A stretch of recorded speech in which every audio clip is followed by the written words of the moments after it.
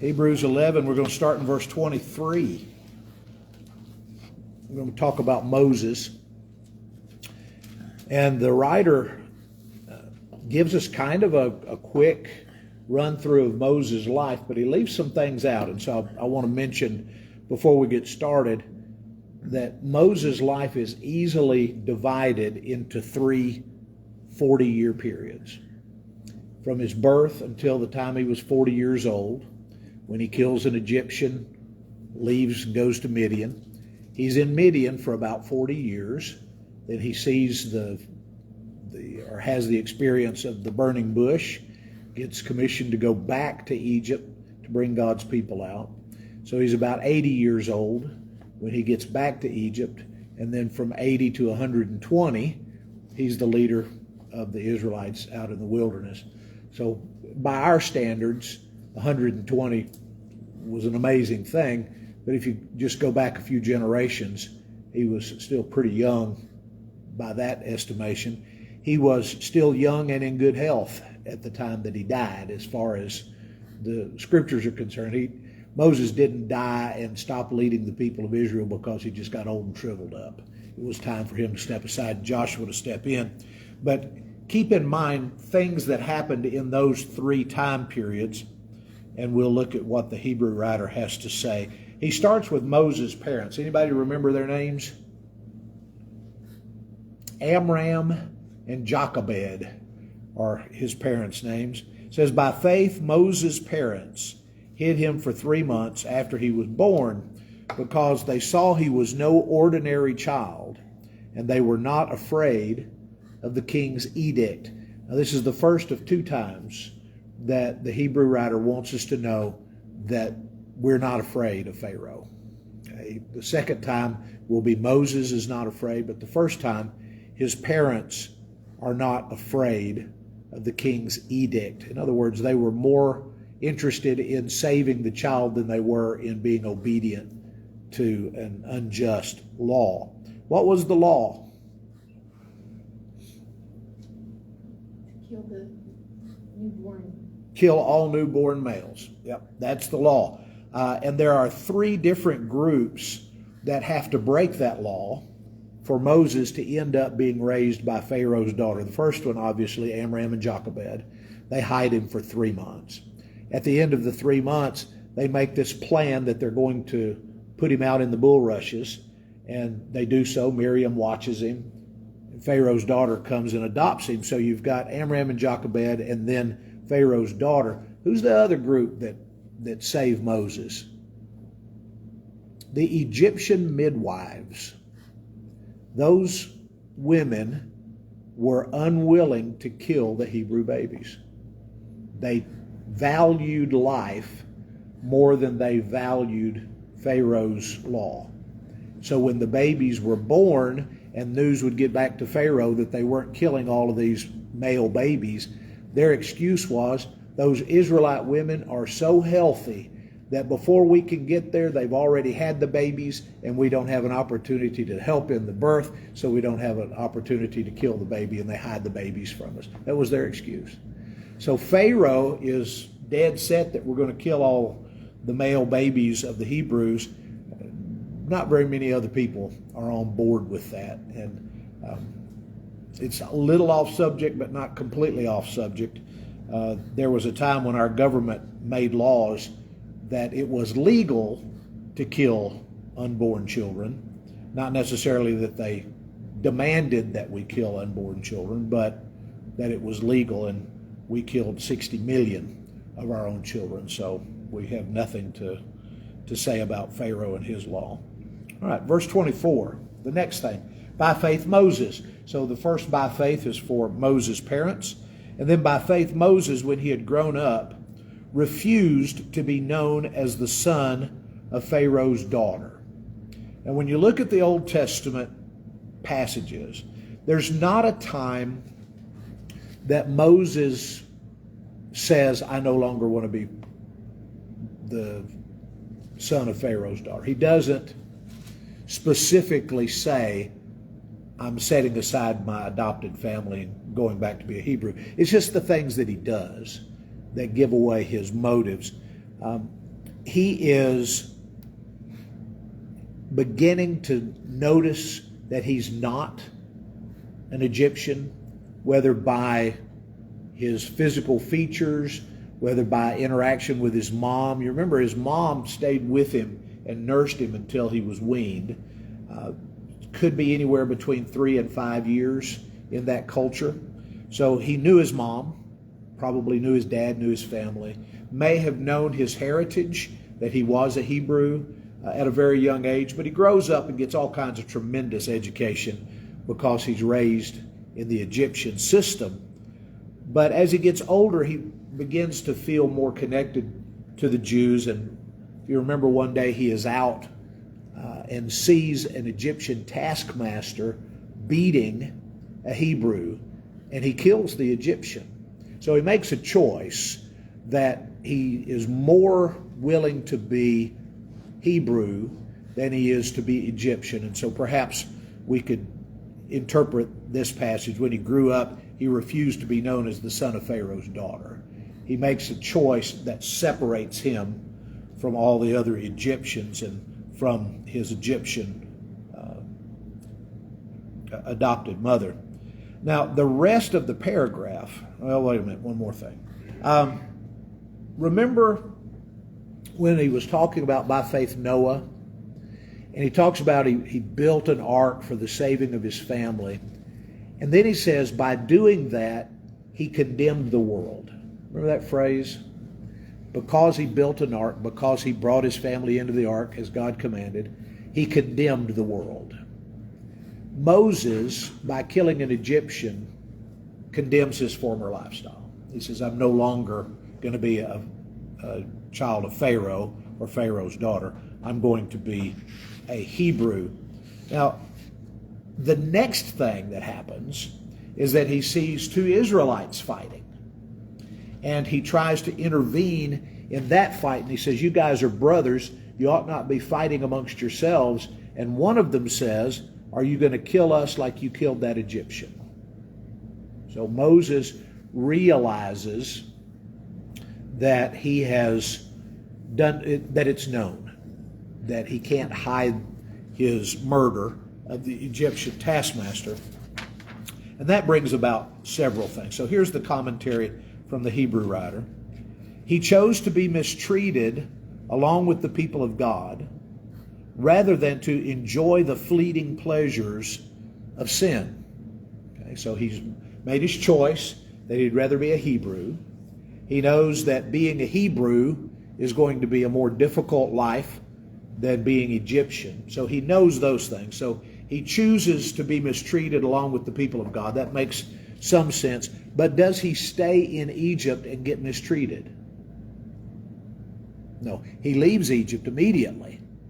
So not too long after he kills the Egyptian taskmaster, he's already leaving and moving to Midian.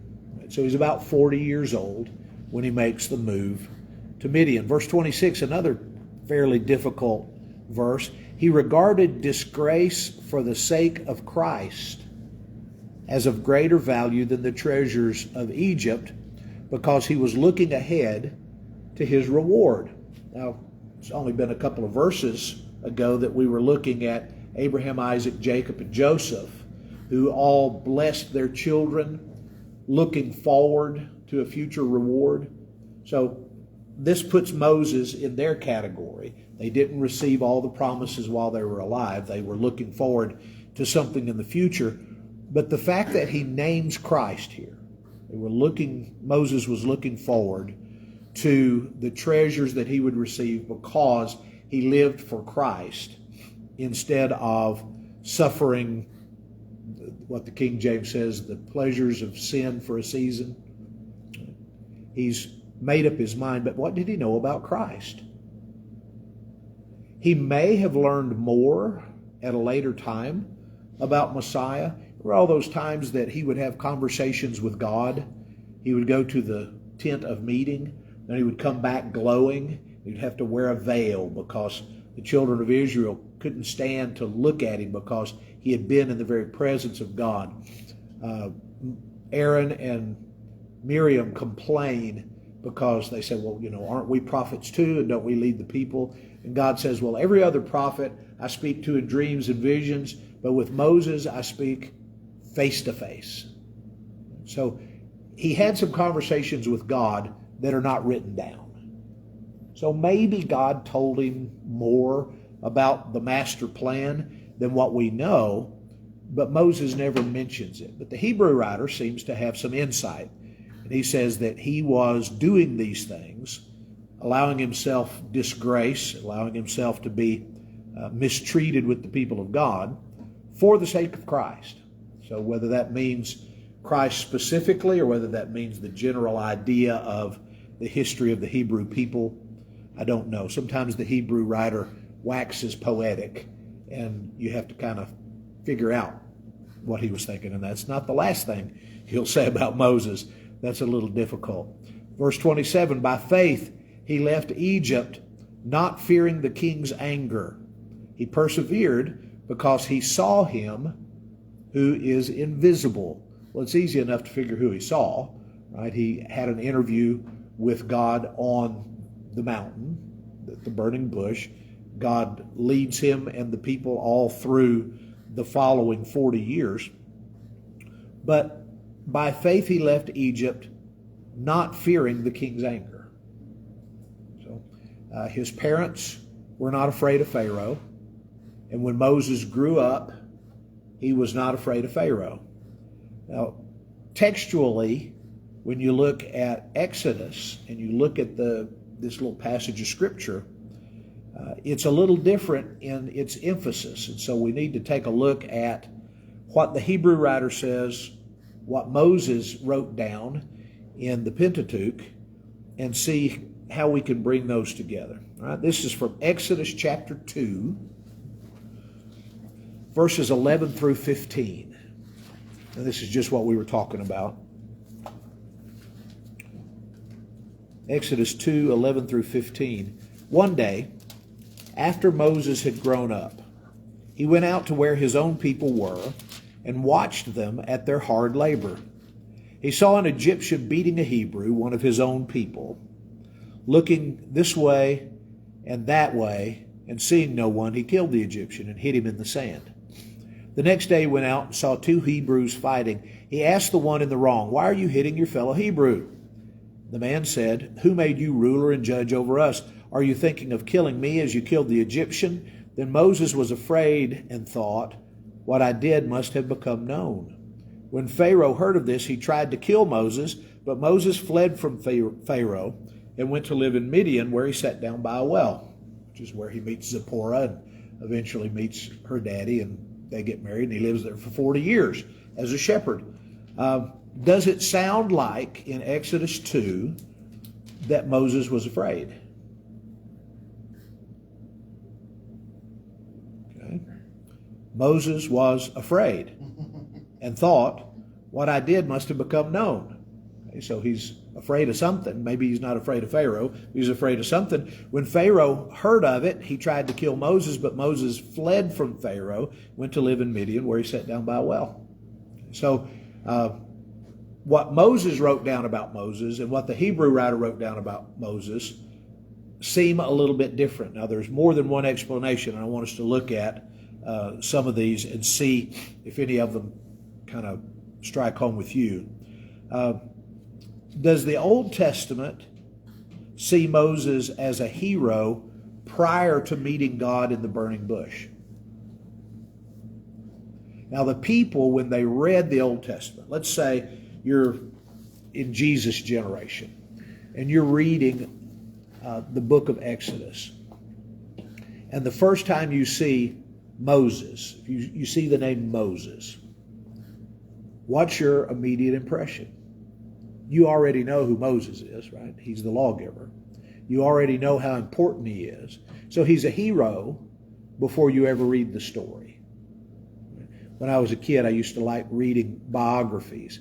I'd go to the school library and I would look at the stack of biographies until I found a name that I recognized, right? So I'm going to read a biography about Martin Luther. I'm going to read a biography about Abraham Lincoln. And I would find a name that I already thought was pretty cool, They were a hero in my mind already.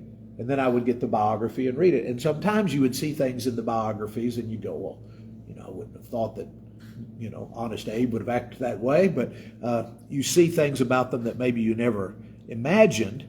Well, does the Old Testament, Moses writing this stuff down, when does he become a hero?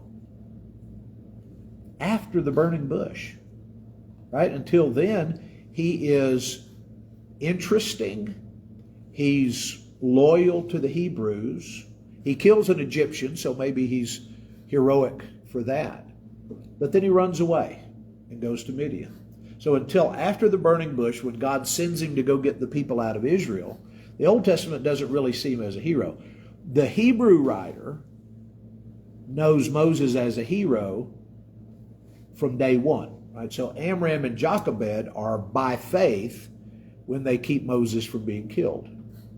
Moses is by faith leaving behind Pharaoh's house and killing an Egyptian and running away. So people that are acting by faith are not afraid. So Amram and Jochebed did not hide Moses because they were afraid. They did it because they were faithful. And Moses did not run away from Egypt because he was afraid of Pharaoh. He ran away from Egypt because he was faithful. Right? So two different mindsets, two different views of Moses. Maybe the thing we need to do is connect verses 25 through 27 to that later time frame. Look, let's see. Let's start in 28. By faith, he kept the Passover and the application of blood, so that the destroyer of the firstborn would not touch the firstborn of Israel. By faith, the people passed through the Red Sea as on dry land, but when the Egyptians tried to do so, they were drowned. So if you connect the statement that Moses was not afraid of Pharaoh, he left Egypt, but he was not afraid of Pharaoh. Some will connect that to this portion. One, he has already had his interview, the burning bush. Is he afraid at the burning bush, by the way? Yeah, he didn't want the job. He wanted to do anything but that. Find somebody else. God eventually convinces him, chastises him, walks him through it until he finally agrees to go and do this job that God has for him. But early in the burning bush, Moses is afraid. He didn't want the job. After the burning bush, after he and Aaron meet in the wilderness and start back toward Egypt, do you ever see Moses afraid again? No. When he gets to Pharaoh, he's bold. And he follows through with all of these things that God tells him to do that should have gotten him killed. Now, if Pharaoh of the Exodus is the Pharaoh that was in power when Moses left 40 years ago, he should have killed Moses on sight. Moses goes back to Egypt under death penalty and stays there long enough to work God's plan through the 10 plagues and bring the people up. He occasionally takes messages from the people to God about their fear, but you don't see Moses cowering after the burning bush. So some commentaries, some interpreters, take that he's not afraid of Pharaoh passage to be connected to the Passover and the parting of the Red Sea, rather than to the killing of the Egyptian. Linguistically, where it is in the paragraph, it seems to me that it's talking about the killing of the Egyptian and leaving to go to Midian. But if that's difficult, there is at least another explanation that's been offered. Then we run into another problem. Between verse 29 and verse 30, right? By faith, the people passed through the Red Sea as on dry land, but when the Egyptians tried to do so, they were drowned. By faith, the walls of Jericho fell after the army had marched around them for 7 days. If you remember, from birth to 40 years, he's growing up in Pharaoh's house. He kills an Egyptian. He moves to Midian. 40 to 80, he's a shepherd in Midian. God calls him in the burning bush, sends him back. So years 80 to 120 get skipped. Right? He crosses over the Red Sea, period. The next, by faith, doesn't belong to Moses, it belongs to Joshua. Why? What happened in the 40 years in the desert that you don't get by faith? What's the most amazing, important mountaintop, I'll give you a hint, mountaintop experience of the next 40 years? It's the Ten Commandments. It's the law, right? Moses goes up and gets the law of Moses, brings it down to the people. The Hebrew writer is not interested in the law of Moses. He's interested in the law of Christ. He's interested in why Jesus is better, why Jesus' law is better, why the tabernacle, the heavenly tabernacle is better. Jesus is just better, right? Why Jesus is better than Moses. So he doesn't even mention the law of Moses. We've got 40 years of nothing. And Moses dies and Joshua takes over. Right? So by faith, they wandered around in the desert for 40 years, but he doesn't bring that up. He just talks about what he did to get the children of Israel out of Egypt, and then he skips to the Battle of Jericho, which belongs to Moses' successor, Joshua, who is the prototype, that prophet. God said, I'll raise up a prophet from among the people like you, and I'll put my words in his mouth. Joshua's the prototype. Jesus is the grand fulfillment. So he just takes the law of Moses and leaves it out completely and moves on to the Battle of Jericho. So, Lord willing, we'll pick that up next week. Y'all have any thoughts about any of that? No? It's really, really hard to read about Moses and not see Charlton Heston. I don't know if it's the age that it was made such an impression, but anytime you talk about Moses and start talking about crossing the Red Sea and all that, Yeah. it's for that movie. It is. Absolutely. And him holding something up, either holding up the rod or holding up the tablets of stone. Absolutely. Hollywood made a lot of what I call Jesus movies. I guess that's not a Jesus movie, but religious movies in the 40s, 50s, 60s that were, big budget, big time depictions of those things. And I think there's still, maybe not Hollywood, but other interests are making movies that are still pretty good movies. But unfortunately, when you let folks who have a story they need to tell get hold of it, rather than just telling the story, there's always a little bit extra in there. Let me tell you guys bye.